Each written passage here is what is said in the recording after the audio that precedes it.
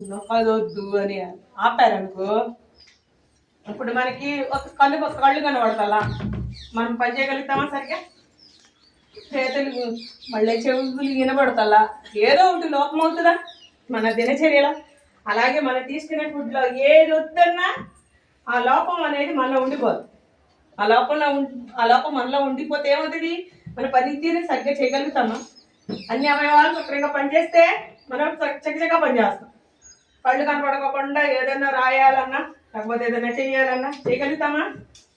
శక్తి లేకుండా ఏమైనా చేయగలుగుతామా? మాట్లాడకుండా ఏమైనా చేయగలుగుతామా? అట్లా ప్రతిదీ మనం బాడీ పార్ట్స్లో ఎలాంటియో మనం తీసుకునే ఆహారం కూడా అలాంటిదే.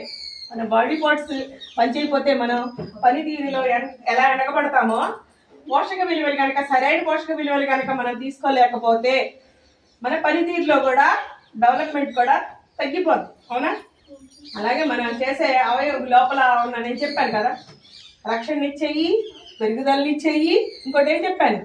పెరుగుదలనిచ్చేయి, రక్షణనిచ్చేయి, శక్తినిచ్చేయి, దాంతోపాటు పనితీరుని మెరుగుపరిచేయి. ఇవన్నీ డౌన్ అయినాయి అనుకో, మనం సరిగ్గా ఆరోగ్యంగా ఉన్నట్ట కాదు కాదు కదా.